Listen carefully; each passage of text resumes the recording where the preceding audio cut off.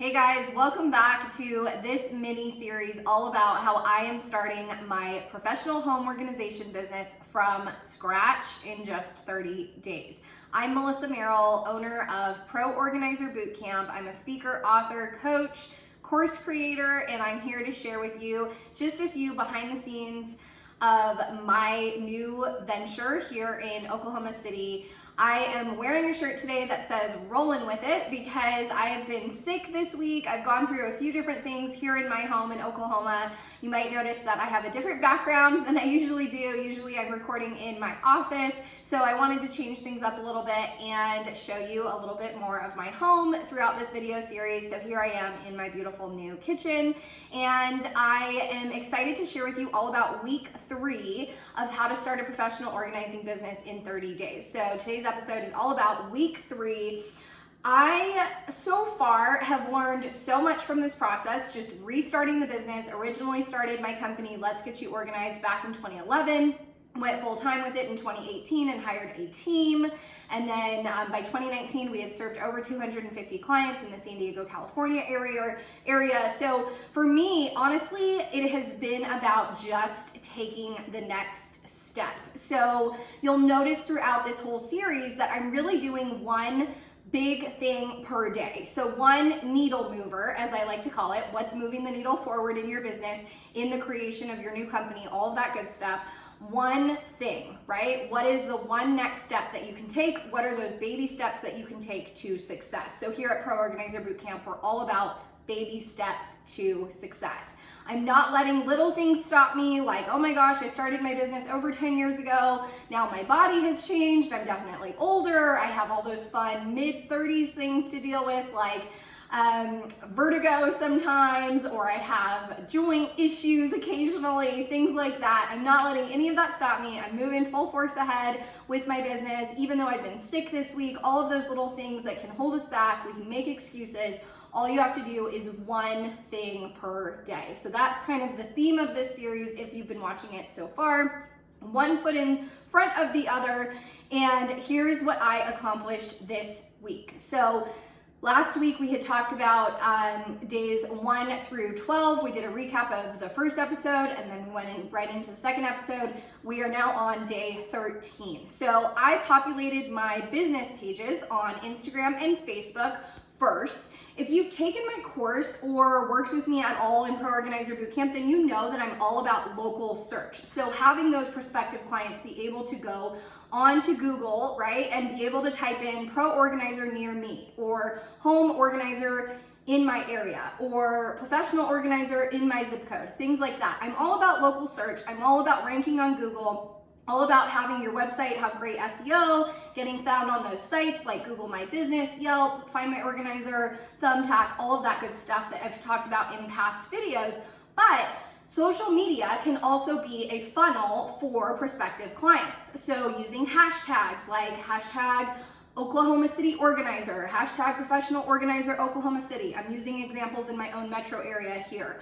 In San Diego, I would do things like hashtag San Diego Professional Organizer, hashtag San Diego Organizer. Believe it or not, I actually had a couple celebrity clients that booked me just based on populating my Instagram account with those hashtags. So don't be afraid of social media. However, I always like to say that local search is always going to be way more important. Having that Google My Business page, that Yelp page, that Nextdoor listing, all of that good stuff, to me is way more important than having a pretty Instagram feed or having a Facebook business page that has pretty low engagement just based on the current Facebook algorithms, things like that, right? So don't get caught up in the comparisonitis, the imposter syndrome of having to have this absolutely perfect Instagram feed, comparing yourself to other organizers out there, trying to make everything perfect. That is a quick way to burnout. That is a quick way to just driving yourself crazy. So stay away from trying to make everything perfect. Stay away from trying to post every single day. Make time to be fun, to have actual social interactions, right? It's called social media for a reason. Connect with other organizers, maybe show some behind the scenes of your own life, your own home, like I am here in my own home today. And check out whatever platform suits you best. Maybe you love being on TikTok. Maybe you love being on YouTube. Maybe you don't even have a Facebook. So why would you go create a whole Facebook business page if you don't even use Facebook currently? I always like to say, stick with what you're already using, what you already love, and then it won't so much feel like work or like a burden. So that was day 13. I populated my Let's Get You Organized OKC Instagram page and Facebook page. Day 14, I got my organizer's toolkit all ready to go. So basically it's a plain black nylon bag, easy to clean. It's kind of oversized, like a tote bag, so kind of like a pool size bag or a beach size bag. It has lots of pockets, lots of zippers, lots of places for all of those odds and ends, the things that I recommend bringing in your organizer toolkit. I have a whole module on that in my Pro Organizer Bootcamp course. If you want to check that out, the show notes are in the bio here for the video. It's proorganizerbootcamp.com/course if you want to check it out. But basically in there, I have things like my label maker, extra label tape, scissors, Sharpie, little flashcards to make signs for when you're sorting, keep, toss, donate, recycle, junk, consignment, give away, give back to the school, take back to the library, all of those little categories, right? Flashcards, Sharpies, other random odds and ends like cord ties. So for like tech, you know, cord ties, Velcro, museum putty, hand sanitizer, allergy meds, snacks, water bottle, all of those things that go into our toolkits. I have just a big black nylon bag, again, easy to clean, lots of compartments. And definitely check out the course too if you want to learn more about what to take. I have a whole checklist in there that's included in the 18-page workbook that is part of that course. So that was day 14. Day 15, now it's time to get into pricing and market research. So I'm in a totally new metro area. It's, you know, like Wizard of Oz, Toto, we're not in Kansas anymore, right? We are in a totally new area, new market, new demographic. It was time for me to really start to do some research on the actual population size. What's the population size of central Oklahoma as a whole versus just Oklahoma City or just out here kind of in a more rural area where I am? Things like that. What is the average income? What are those geos and those demographics of the types of people that are here? And then coming up with my pricing. So what was gonna make sense for me? Having to configure that I'm probably gonna be driving about an hour to each and every job if I'm getting jobs in those metro areas that are maybe wealthier or maybe know what pro organizing is. Maybe they watch the Home Edit show or the Marie Kondo show on Netflix, things like that, where those are probably more where my ideal clients are going to be. And knowing that my sessions are always 4 hours. So I have a whole video on how to price your services here on my YouTube channel. If you want to watch the full video, it's 8 minutes long. It's called How to Price Your Services as a Pro Organizer. And you can check that out. But basically knowing that I would have to drive pretty much an hour each way, plus my 4-hour session, that's 6 hours. Knowing that gas prices at the time of this recording are not cheap. So I landed on $300 per 4-hour session. That's what I think makes sense for this market, for this state. Now, if I was in a market like San Diego, I would definitely be charging more than that just based on the per capita income and the population size and things like that. But that was basically day 15. So speaking of ideal client avatar, where do they live? What do they do? How much money do they make? All of that stuff that I just talked about with my pricing research. On day 16, I went over my ideal client avatar profile. So who is that? Who is that ideal juicy client that I absolutely love, I want to work with? They want to work with me. They become a super fan. They maybe watch a bunch of my YouTube videos. I have like a 7-day challenge of how to get organized in 7 days. I have an ebook. I have all of these things. I want those types of clients from a home organization perspective that are going to just eat up that content. They're going to want to have me back. They're going to do their homework between sessions. They're going to text me their little client wins. They're going to leave me a great review. Who are those people? You've got to get really clear on who your ideal client avatar is. So what does that person look like? Thinking back to when I first started my organizing business back in 2011, I've definitely learned a lot about what I love and what I don't love. So it's really important to get clear on the types of clients that you love to work with and then the types of clients that don't work well with you, right?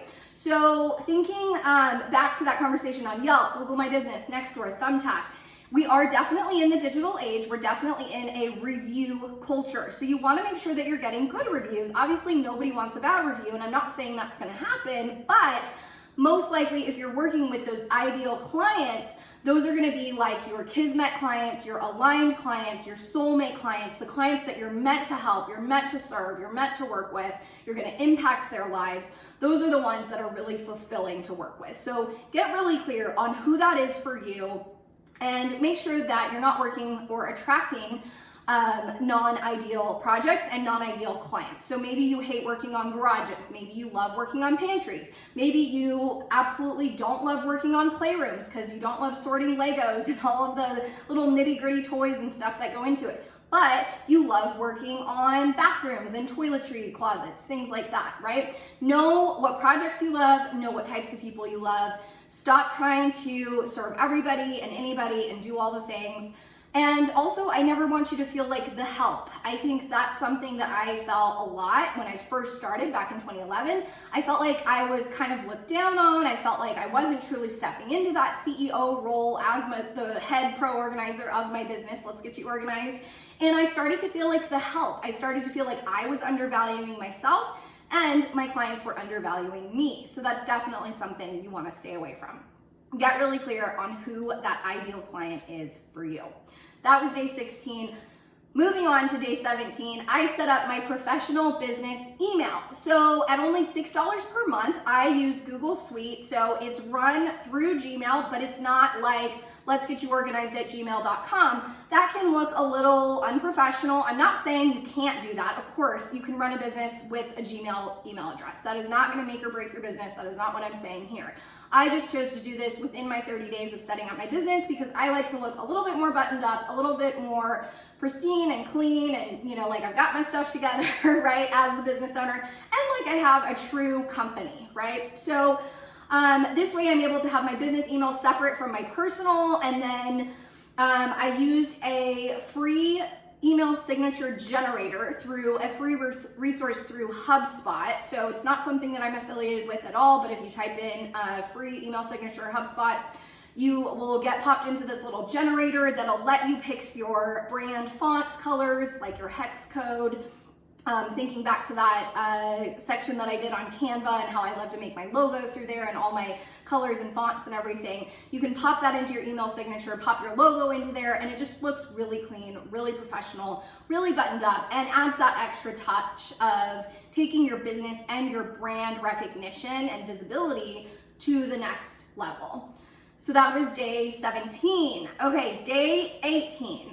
Speaking of getting clear on my client avatar, getting that email set up, that email signature set up, now I'm ready to have consultations, right? I know my pricing, I've done my market research.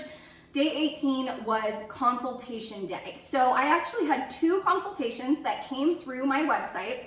I use TidyCal to book. It's kind of like a Calendly if you've used that. That way you're not fighting back and forth with a client and trying to say, what time works for you? What time works for you? I need to reschedule, right? What time should we hop on the phone?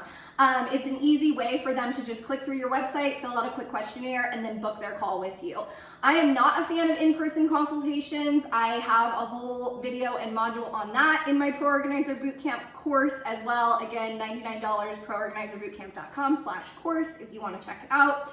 But I don't do in-person consultations. I only do either virtual or phone consultations that can be booked through TidyCal. So I actually got 2 of those and had those on day 18. So the coolest thing about that was I already had my script ready to go, and when I first had a script for my consultation, it was very scripty, right? 10 years ago, I was like, okay, what do I say? Okay, I have to be so buttoned up and I have to be so professional.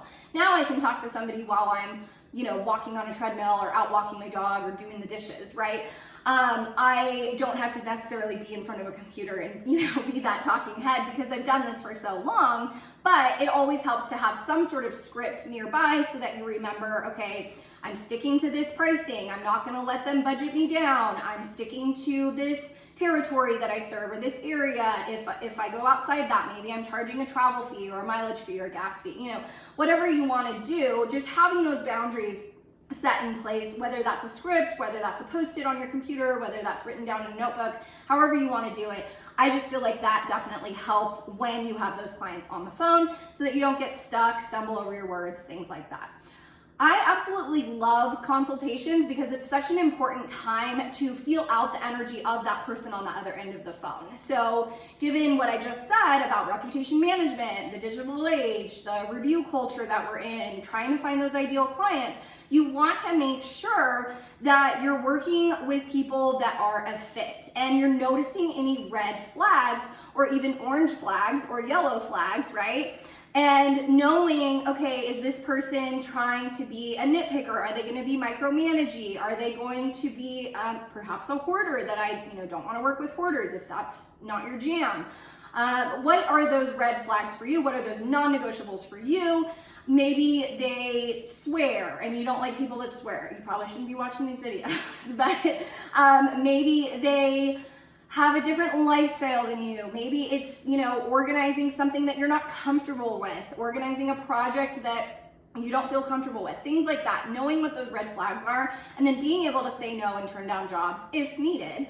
I don't do that very often, but I can usually tell right away, call it a gut feeling, call it catching a vibe, whatever you want to call it, on the phone, if it's going to be a good fit or not. So basically, it's just a great time for you to ask the right questions, see if the project is a fit for your skill set, your experience, and then of course, your general preferences. So that was all about consultations. Moving on to day 19, the last day of this week. Now that my business email, my signature, my client, consultation script, all of that was set up, it was time to actually map out my email nurture strategy. So email marketing is something that I'm a huge fan of. I use MailChimp. It's really easy to use. Not an affiliate for MailChimp, but it's the best free option for me when I was first getting started. Now I have the paid version because my email list has grown so much and I have 3 different audiences for my 3 different companies. But I love MailChimp. Got really clear on what my email marketing was going to look like for the funnel for this new business, because sometimes you have clients that you talk to on the phone, thinking back to the consultation process, that don't want to book you right away. Maybe there's an objection there, right? I have a whole thing about objection handling if you work with me one-on-one in my Pro Organizer Bootcamp coaching programs. But objection handling is huge. If somebody says, I have to go ask my husband, that's usually like, something in this call didn't go well. Otherwise, they're going to book it. That they probably managed the purse strings. That they probably managed the budget. That if it was going to be a great fit and they were absolutely in love with your work, maybe they saw you on Instagram, they saw your reviews on Google, whatever it is, they want to book you, right? If it's a heck yes client, they will book right away. And then it's time to send that contract over and that invoice for their deposit collection, right?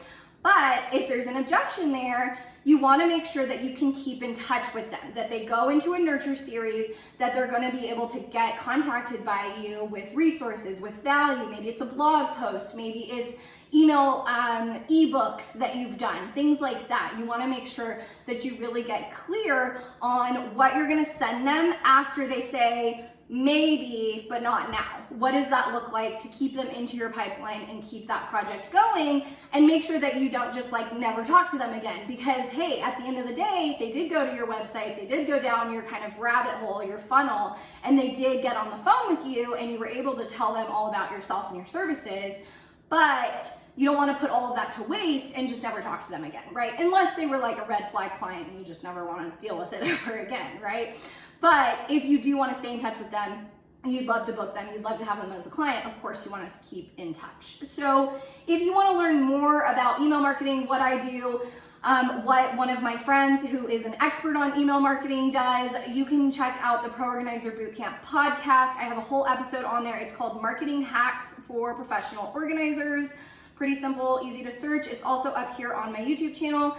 And my podcast is available on Apple, iTunes, Spotify, Google Podcasts, or you can tune in on Anchor or Pocket Casts. So basically just Google Pro Organizer Bootcamp podcast. You'll find it, you'll see it. Check out that video on marketing hacks if you're confused about, okay, what do I do? Nurture series and funnels and MailChimps, what does all that mean? Check out that episode and you'll learn a ton more there.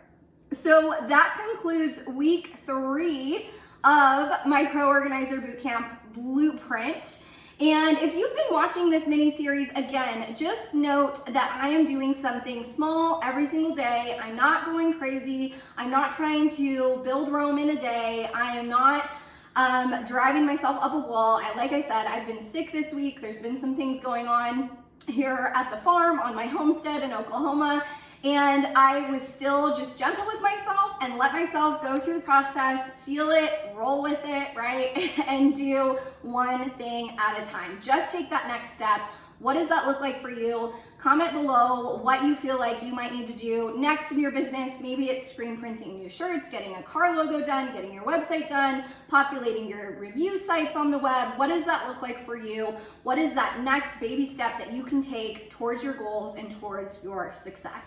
Again, I'm Melissa Merrill at Pro Organizer Bootcamp. I would love if you subscribe to these videos, and I'll be putting out a new one as the conclusion of our series ends next week. So thanks so much for watching. We'll see you soon.